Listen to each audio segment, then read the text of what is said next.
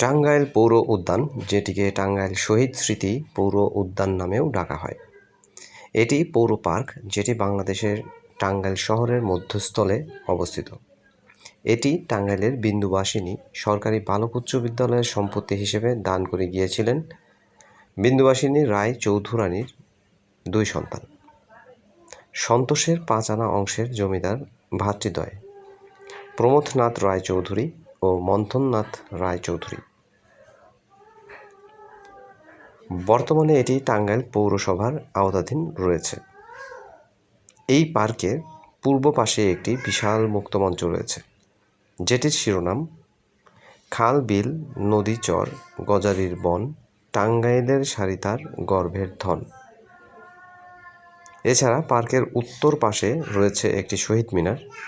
প্রতি বছর এই পার্কে অনেক গুরুত্বপূর্ণ কর্মকাণ্ড সংগঠিত হয়ে থাকে। মেলা, কনসার্ট, জনসভা এদের মধ্যে অন্যতম। এটি টাঙ্গাইল শহরের মানুষের অন্যতম প্রধান মিলনস্থল হিসেবে পরিচিত। প্রতিদিন এই পার্কে টাঙ্গাইলের অনেক মানুষ সাক্ষাৎ এবং আনন্দ বিনিময় করে থাকে। তাই এটি টাঙ্গাইল শহরের প্রতীক হিসেবে রূপ নিয়েছে। এই মুক্তমঞ্চে যে কারুকাজ শিল্প রয়েছে সেটি খুবই দৃষ্টিনন্দন। টাঙ্গাইলের সংস্কৃতি এই কারুকার্যের মধ্যে উঠে এসেছে। টাঙ্গাইল ও এর আশেপাশের এরিয়াতে আপনারা যারা রয়েছেন তারা আপনাদের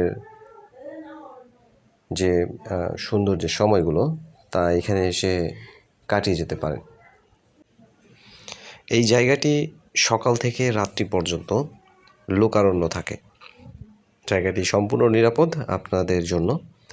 আপনারা এখানে আপনাদের পরিবার সহ চলে আসতে পারেন। সবাইকে